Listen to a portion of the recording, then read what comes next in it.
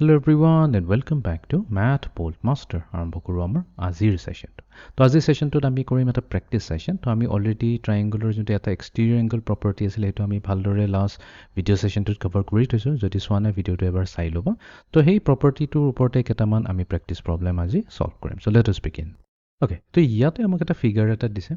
আৰু এই ফিগাৰটো হৈছে এটা ট্ৰায়াঙ্গলৰ যোনকেইটা ইণ্টাৰনেল এংগল সেইকেইটা দি আছে ইণ্টাৰনেল এংগলটো এ বি এণ্ড চি বুলি কৈছে অ'কে আৰু ইয়াতে কি দিছে কেইটামান এংগল দিছে জেড এণ্ড ৱাই তো জেডটো ডেফিনেটলি কি হৈ যাব এক্সটেৰিয়ৰ এংগল বা এক্সটাৰ্নেল এংগল বুলিও ক'ব পাৰোঁ এতিয়া আমাক সুধিছে ইয়াতে যে কোন কোনকেইটা ষ্টেটমেণ্ট ট্ৰু হ'ব আমি যে এক্সটাৰ্নেল যোনটো আমি এক্সটেৰিয়ৰ এংগল প্ৰপাৰ্টিটোতো আমি জানো যে এইটো ডেফিনেটলি হৈছে আমাৰ এই লাইনটো যেতিয়া আমি আগবঢ়াই দিছোঁ তেতিয়াহে এইটো এংগল হ'ব আমাৰ এক্সটেৰিয়ৰ এংগল এতিয়া ৱাইটো এক্সটেৰিয়ৰ এংগল হ'ব নোৱাৰে বিকজ ৱাইটো একচুৱেলি এনেকুৱাকৈ হ'ব লাগিছিল এই ছাইডটোক যদি আমি এক্সটেণ্ড কৰোঁ তেতিয়াহে তো ইয়াতে এটা প্ৰব্লেম আছে ইয়াতে এইটো যে এক্সটেনশ্যন কৰিছে এইটো কোনো ছাইডৰ পৰা এক্সটেনশ্যন হোৱা নাই তো সেইকাৰণে আমাৰ জেডেই হৈ যাব অনলি এক্সটেৰিয়ৰ এংগল অ'কে তো এতিয়া এক্সটেৰিয়ৰ এংগল ফৰ্মুলা কি কৈছে জেড কাৰ ইকুৱেল হ'ব লাগিব জেড হ'ব লাগিব কাৰ ইয়াৰ অপজিটত থকা ইণ্টেৰিয়ৰ এংগলকেইটা যোনটো হৈছে এ এণ্ড বি তো Z must be equals to A plus B তো ইয়াতেতো এটা অপশ্যন আমি পাইছোঁ বি বিকজ কি কৈছে দুটা অপশ্যন হয় বুলি কয়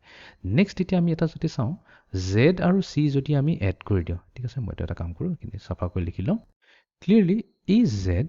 আৰু এই গোটেই চিটো যদি চাওঁ তেনেহ'লে কি এইটোতো এটা ষ্ট্ৰেইট এংগল হৈ গ'ল তো জেড প্লাছ চি যদি কৰোঁ এইটোতো 180 ডিগ্ৰী দিবই ছাপ্লিমেণ্টাৰী এংগল বুলি কওঁ যদি কওঁ তো অপশ্যন ডিটো কাৰেক্ট হ'বই লাগিব তো ইয়াতে আমি কি কৰিম বি এণ্ড ডি চিলেক্ট কৰি ভেৰিফাই কৰি ল'ম অ'কে এতিয়া আমি যাওঁ নেক্সট কুৱেশ্যনটোলৈ অ'কে তো ইয়াতে আমাক সুধিছে কোন কোনকেইটা ষ্টেটমেণ্ট ইয়াতে ট্ৰু হয় অ'কে তো এটা কাম কৰোঁ আমি এক্সৰে আৰম্ভ কৰোঁ যদি আমি ডেফিনেটলি এইটো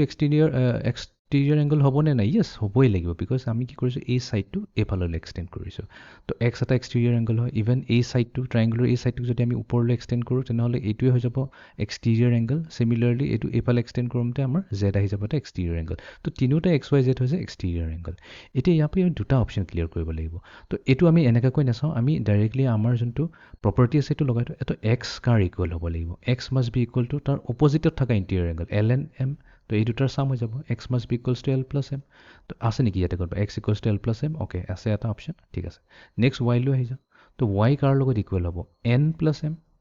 Y must be equals to N plus M এতিয়া ৱাই এল প্লাছ এমহে আছে বেলেগটো একো নাই এইটো নহ'ব অ'কে নেক্সট আমি আহিছোঁ জেড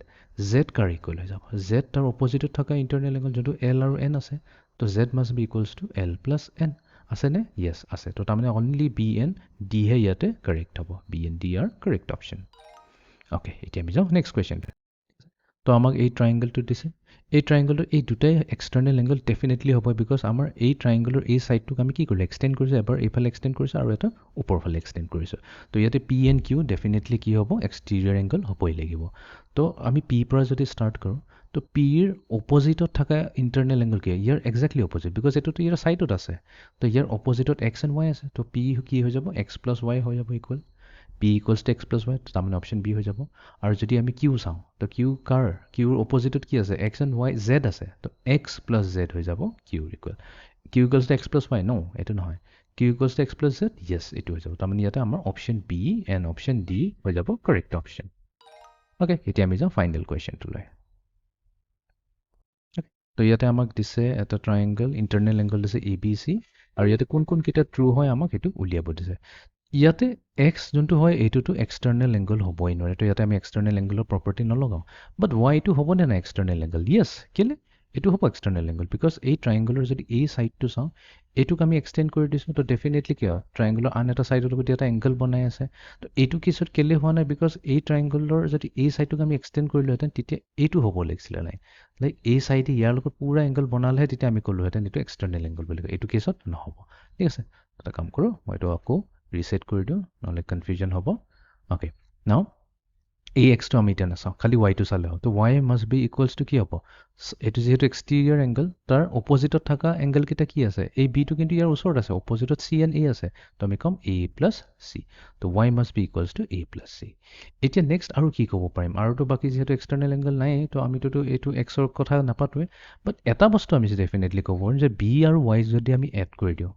বি এংগল আৰু ৱাই এংগলক এড কৰি এই গোটেইটো আমাক কি দিব ছাপ্লিমেণ্টাৰী এংগল দিব 180 ডিগ্ৰী ৰাইট তো ইয়াতে এটা আছে Y plus B equals to 180 degree so' A and C হৈ যাব আমাৰ কাৰেক্ট অপশ্যন